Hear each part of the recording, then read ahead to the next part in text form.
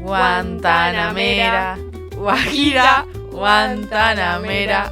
Uy, amiga, qué temón. Dios. Paren, chicas, paren. Si ni empezamos el capítulo todavía. ¿Qué están cantando? Nos estamos poniendo en clima, Mati. Se viene un episodio cargadísimo.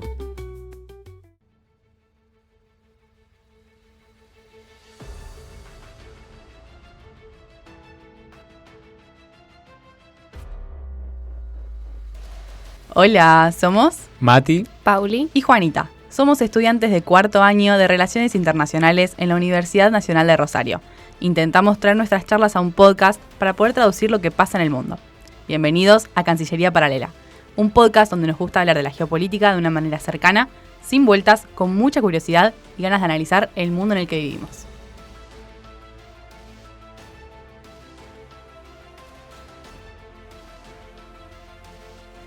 Buenas, buenas, ¿cómo andan? Hoy vamos a viajar hacia una de las islas más conocidas del mundo, Cuba. A ver, ¿por qué es importante hablar de la Revolución Cubana? Porque cambió y determinó para siempre la historia de América Latina. Los golpes de Estado, la doctrina de seguridad nacional, todo esto es gracias a este evento. Bueno, pero primero viajemos al pasado. Cuba fue uno de los últimos países latinoamericanos en independizarse de España. ¿Sabían? Lo lograron recién en 1898. Pero me imagino que desde ese año fueron un país plenamente soberano, ¿no? Y no. Cuba pasó de ser una colonia formal a un protectorado de facto de Estados Unidos. ¿Se acuerdan de la enmienda Platt? Que te lo explique Mati. La enmienda fue una ley del Congreso de Estados Unidos impuesta como un apéndice a la Constitución cubana en 1901. ¿Les parece nombrar algunos artículos? Bueno, dale. Por ejemplo, en el artículo primero, la enmienda prohibía al gobierno de Cuba la concertación de tratados que significaran la cesión de parte de su territorio. Escuchen esto porque es terrible. El artículo 3 concedía a los Estados Unidos el derecho a intervenir militarmente en la isla en caso de que peligrara a su juicio la vida, la propiedad o las libertades individuales. Terrible. Y el artículo 7 es el único que, de hecho, sigue vigente. Este establecía la cesión de porciones de suelo cubano para la ubicación de estaciones navales norteamericanas, como la famosa base naval de Guantánamo.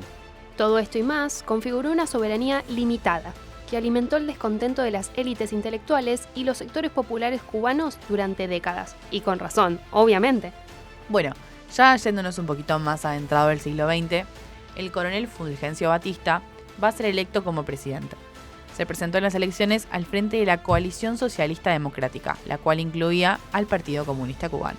Durante su mandato se aprobó una nueva constitución, la cual establecía la jornada laboral de 8 horas, el voto femenino, la proscripción del latifundio. Además, le declaró la guerra al eje en 1941. Era un buen vecino de Estados Unidos. Muy idealista para ser real, la verdad. Tras dejar el poder en 1944, Batista se va a Estados Unidos y hasta le prohíben el ingreso a la isla. O sea, muy Todo radical mal. todo, sí. Pero vieron que todos vuelven y él también lo va a hacer. Batista no es la excepción. Batista no era un hombre, no va a ser nunca la excepción, y por ser cubano tampoco. Y va a volver y lo hacen en las elecciones de 1948, cuando logra acceder al Senado.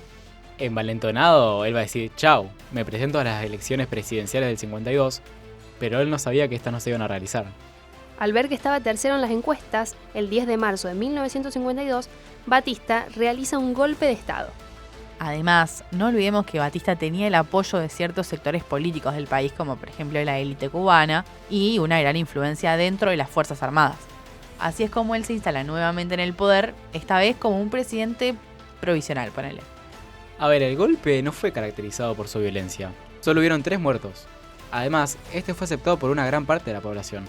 Sin embargo, esto empujó a una generación de jóvenes hacia la convicción de que solo la violencia política podría restaurar la república. Durante esta etapa, Cuba rompe relaciones con la Unión Soviética, se ilegaliza el Partido Socialista Popular, se suspende la Constitución de 1940 y se profundizan las desigualdades. ¿Cuál fue la más importante? Juan, ¿alguna que me puedas decir? Bueno, yo vieron que soy una tipa de dichos, y para mí hay un dicho para todo. Y Cuba no va a ser la excepción. A Cuba se le ha nombrado muchas veces como el prostíbulo de los Estados Unidos o el prostíbulo de las Américas. Y justamente si nos ponemos a pensar, esto es así. Pensemos que La Habana, su capital, se comienza a consolidar fuertemente con la llegada de un gran turismo, no solo por lo que representaba la isla, sino también por las playas que tiene el país, se consolida con eso, el casino y justamente muchos negocios vinculados a la mafia estadounidense. Entonces ahí está la clave, entre cómo estaba consolidando una gran parte del país a partir del turismo y cómo el campo, un sector súper importante por ser Cuba un gran país exportador azucarero, estaba padeciendo niveles críticos, además de haber un gran nivel de analfabetismo y carencia total de servicios básicos. Además, la represión era cada vez más abierta, y es en este contexto cuando emerge la figura de Fidel Castro, un abogado egresado de la Universidad de La Habana, miembro del Partido del Pueblo Cubano y de cierta manera ligado al régimen. ¿Cómo ligado al régimen de Batista, Mati? Sí, Pau, así como escuchás. Él estuvo casado entre 1947 y 1955 con la hija de Rafael José Díaz Balart, quien fue ministro de Transporte de Batista entre el 53 y el 54. Fidel, de esta manera, va a consolidarse en la esfera política cubana tras liderar el asalto al cuartel Moncada en Santiago de Cuba. Esto fue realizado el 26 de julio de 1953 por miembros del Partido Ortodoxo, con el fin de derrocar a Batista. Y simultáneamente atacaron al cuartel Carlos de Céspedes en Bayamón. Pero fue un gran fracaso. Si bien es considerado el inicio de la revolución, en total se registraron 61 revolucionarios muertos y solamente 19 bajas militares. De los 99 asaltantes de los cuarteles que sobrevivieron, se enjuiciaron a 57. Fidel Castro ejerció la autodefensa en su juicio, cerrando su alegato con la famosa frase «La historia me absolverá». Sin embargo, fue condenado a 15 años de cárcel y su hermano Raúl a 13. Bueno, ahora bien, todos los rebeldes fueron puestos en libertad tras una amnistía concedida por Batista en 1955. Castro se trasladó a México, donde fundó el movimiento 26 de julio, haciendo alusión al ataque al cuartel de Moncada, donde es en este movimiento que conoció al icónico y rosarino Ernesto Che Guevara. Siempre hay algún argentino metido donde quiera. Bueno, desde allí se planeó el regreso, ¿no? El cual se concretó en diciembre del 56, cuando una expedición de 82 hombres a bordo del pequeño yate Granma desembarcó en Los Cayuelos, en la costa sur cubana. El viaje fue un quilombo. El Granma, en el cual viajaban Fidel, Raúl, el Che, entre otros, estaba diseñado para alojar a solamente 12 personas. Además, el movimiento de las olas produjo un mareo generalizado, al punto de que una persona se cayó de la borda en una noche. Sí, una noche se cayó. Sí, así por la marea. Sí. Y bueno, y tuvieron que frenar el viaje 1 hora para encontrarlo. Pero bueno, Batista estaba al tanto de todo y durante la madrugada del 5 de diciembre se da la emboscada en Alegría de Pío. De los 82 hombres que desembarcaron, solo 21 lograron escapar y reagruparse en Sierra Maestra. Y a pesar de su debilidad inicial, la guerrilla logró con el tiempo establecer una base de apoyo entre el campesinado, prometiendo la redistribución de la tierra y mejores condiciones de vida. Acá es lo que vemos siempre, vulnerabilidad social igual a un nuevo líder carismático que viene a prometerte todo y más. Y bueno, y desde la sierra comenzaron a librar una guerra de guerrilla contra el régimen. Los revolucionarios llegaron a contar con más de 800 hombres, entre los que se encontraban, bueno, como dijimos, Raúl, Fidel, el Che y Camilo Cienfuegos, una figura también muy importante. Sí. A mediados de 1957 se firma el Manifiesto de Sierra Maestra, en el cual se expusieron los ideales revolucionarios que querían hacer llegar al pueblo cubano para asegurarse el apoyo del mismo. El desenlace estaba cerca. En mayo del 58, Batista lanza la Operación Verano, la cual fracasa y le da impulso a Fidel para expandir la guerra al resto de la isla. Las columnas comandadas por el Che Guevara y Camilo Cienfuegos avanzaron hacia el centro del país, mientras que Raúl abrió un segundo frente en la Sierra Cristal. La victoria definitiva se dio en la Batalla de Santa Clara el 25 de diciembre de 1958, donde el Che tuvo un rol fundamental. Sí, sus 300 hombres descarrilaron en un tren blindado cargado de armamento que iba hacia La Habana, a pesar de que el gobierno había colocado en la ciudad a unos 3.000 hombres. Una locura, ¡Qué huevos! La verdad. Sí, ¿eh? ¡Fua! Y en la madrugada del 1 de enero de 1959, Batista dice me voy, y se fue de Cuba y el poder queda a cargo del general Cantillo. Fidel, desde Santiago, ordena no detener los combates y también animan a la población a secundar una huelga general. Al día siguiente de todo esto, llegaron a La Habana las tropas comandadas por Cienfuegos y el Che, y el primero apresó a Cantillo. Fidel Castro llega triunfante a la capital el 8 de enero. La revolución se había consumado. Ellos arrancaron el 59 con todo. Sin embargo, los revolucionarios no asumieron inmediatamente el poder. Ellos decían haber derrocado una dictadura para devolver al pueblo la soberanía nacional. Entonces, la Revolución Cubana llegaba al poder como parte de un movimiento democrático regional en contra de las dictaduras latinoamericanas. Las vueltas de la vida, ¿no? El nuevo gobierno, a cargo de Manuel Urrutia, tenía el encargo de restablecer el orden constitucional y convocar a elecciones. Fidel, mientras tanto, fue designado como comandante en jefe de las Fuerzas Armadas. El gabinete reflejaba la ideología moderada suscrita en los principales documentos programáticos de la revolución.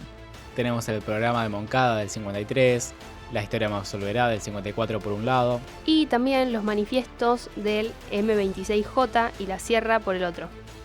Estos establecían una ideología nacionalista democrática, no comunista, que aspiraba a la restauración del orden constitucional de 1940 y a la implementación de una serie de reformas socioeconómicas que reafirmarían la soberanía y la igualdad de la nación.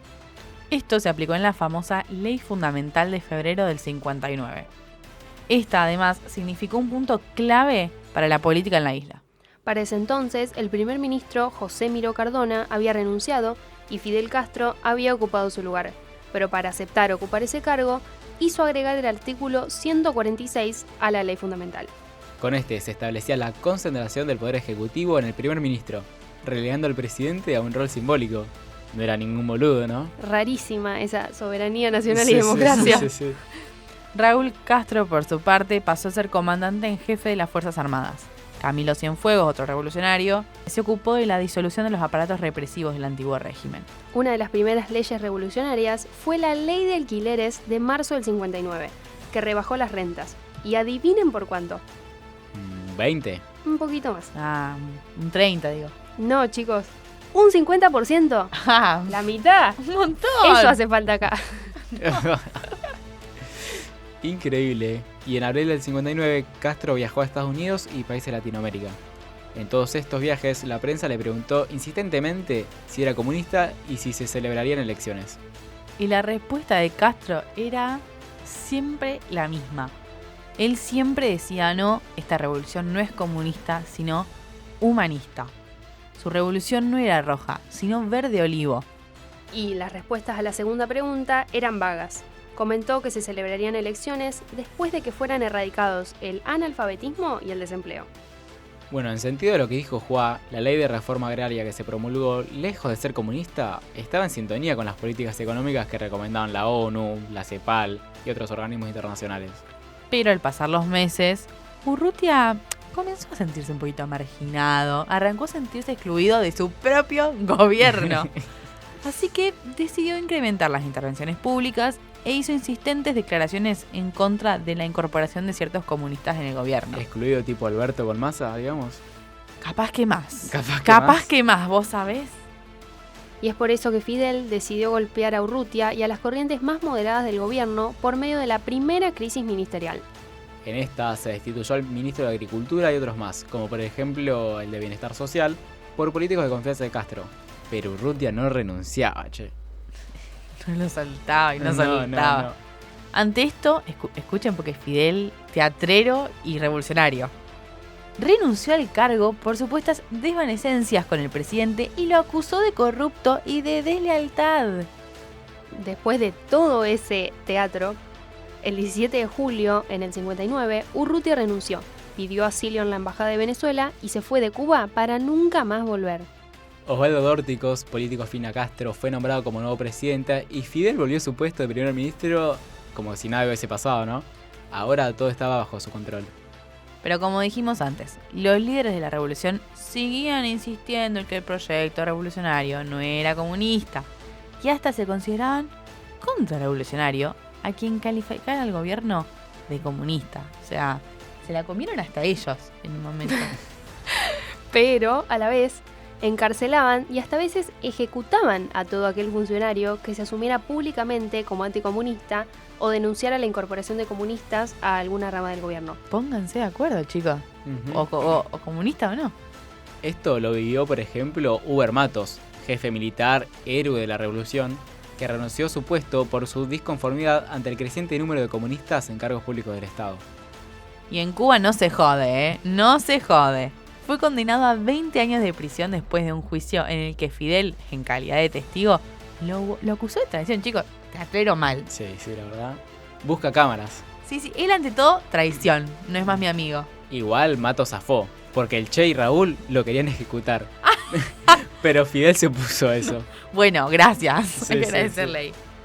Además, luego de arrestar a Matos, la avioneta que trasladaba a Camilo Cienfuegos, considerado un héroe de la revolución, de vuelta a La Habana, desaparece sin dejar rastros. Ahí no está el triángulo de Bermudas, que yo sepa. Hizo un 2x1. Porque antes éramos amigos y ahora no. Y no. Muy raro todo. Pero el punto de inflexión se dio el 4 de marzo de 1960, cuando estalló en la bahía de La Habana el carguero francés La Coubre. ¿Cómo, Mati? No, yo no repito. Ah, decilo en francés. Seguí tu línea, me haces sonrojar acá. Eso déjalo. Me hace poner nervioso. ¿Cómo te pongo nervioso? Déjalo. Este barco transportaba armas y explosivos para el ejército cubano y su explosión dejó un saldo de más de 100 civiles muertos y cerca de 400 heridos en la zona del puerto. Un verdadero caos. El gobierno responsabilizó a Estados Unidos y a la CIA por el atentado, dando inicio al escalamiento del conflicto entre estos países. Este año fue el punto de arranque de la radicalización comunista emprendida por el segundo gobierno revolucionario. No habían demócratas que llamaran a restaurar el Estado de Derecho o a convocar elecciones. Y había una legislación ad hoc que permitía reprimir la contrarrevolución por medio de tribunales revolucionarios, aproximadamente como 1500 ejecuciones. De esta manera, se expandió el control estatal de la economía cubana por medio de un agresivo paquete de confiscaciones y nacionalizaciones, de la reorientación del comercio exterior y las relaciones diplomáticas con la Unión Soviética, China y claramente el bloque socialista. En octubre de 1960 se vendría el golpe final. En 2 meses se nacionalizaron 550 empresas nacionales y extranjeras, lo cual se contradecía con la nacionalización eficaz de las compañías de los servicios públicos expuesta en el manifiesto Nuestra Razón. Otro paso en el rediseño de la estructura de clases fue la muy popular Ley de Reforma Urbana de 1960. Establecía el derecho de toda familia a una vivienda decorosa. Con la limitación de una vivienda por familia y la transformación de los arrendatarios en propietarios, se daba un golpe demoledor al mercado inmobiliario y a la vez se estatizaba la propiedad urbana. El 15 de abril de 1961, tras estar a los abrazos con Khrushchev en Nueva York, en el marco de una asamblea general de la ONU, Fidel proclamó definitivamente el carácter socialista de la revolución. Ante esto, Kennedy hizo lo que todos conocemos: ¿Qué? un embargo total. La isla comenzó así a depender cada vez más de la Unión Soviética, tanto militar como económicamente. Y todos ya sabemos qué pasó en el 62, ¿no? Pero no, Pauli no. la crisis de los misiles. Sí. Estados Unidos descubrió rampas de lanzamiento de misiles nucleares soviéticos mirando hacia ellos en territorio cubano, lo que puso al mundo al borde de una guerra atómica. Pero finalmente se solucionó todo. Esto fue un hito que cambió la forma en que el gigante del norte miraba a sus vecinos. Pero esto, bueno, ya hablamos en la temporada pasada. Bueno, si hablamos de la economía, el modelo económico cubano se basaba en un intercambio desigual favorable a Cuba. La Unión Soviética compraba azúcar a precios muy superiores a los del mercado y suministraba petróleo a precios subsidiados. Claro, y este flujo de recursos permitió al gobierno de Castro financiar programas de salud y educación que se convirtieron en el estandarte de la revolución, logrando indicadores sociales comparables a los de países desarrollados. Increíble para esa Cuba. Bueno, pero todo lo que sube baja, digamos, ¿no? Es obvio, siempre va a caer. Esa es tu frase, Sí. porque ya lo dijiste. La caída del muro de Berlín y la posterior desintegración de la Unión Soviética en 1991 sumergieron a Cuba en una crisis pero sin precedentes. El país perdió el 80% de su comercio exterior y el 75% de las importaciones. El PBI se contrajo un 36% en 3 años y el transporte público colapsó debido a la falta de combustible soviético. La desnutrición y la desesperación social culminó en el maleconazo de 1994, la primera gran protesta pública contra el régimen, pero en décadas, digamos. ¿Y cómo reaccionó Fidelito ante todo esto?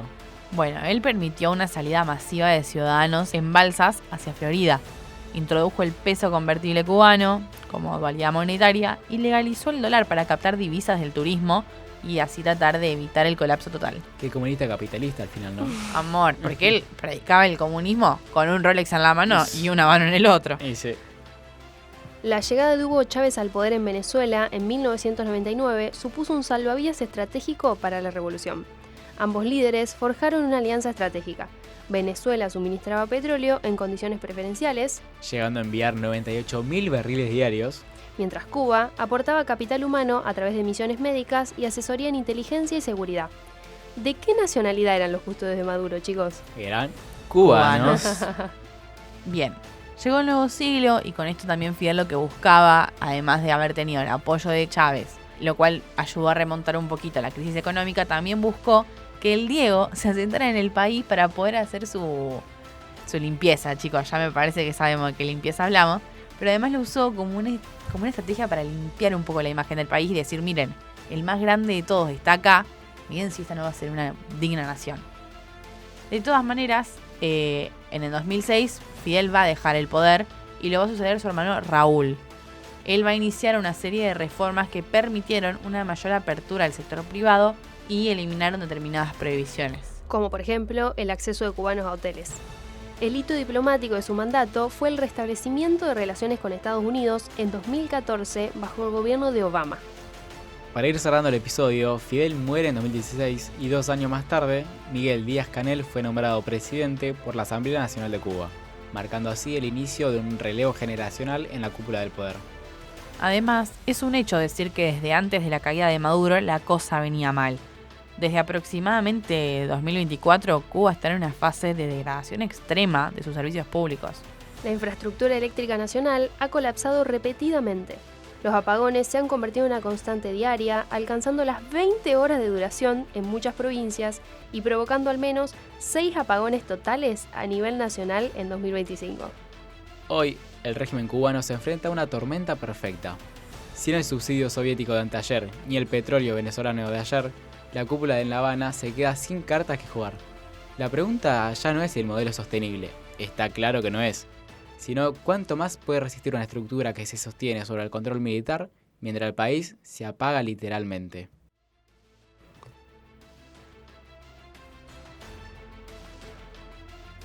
Llegamos al final de este capítulo de Cancillería Paralela. Muchísimas gracias al Lapso por el espacio. Si te gustó, compartilo, comenta o súmate al debate, porque la política internacional no es algo lejano. Acordate, nos atraviesa todos los días y queremos seguir charlándola juntos. Nos vemos pronto.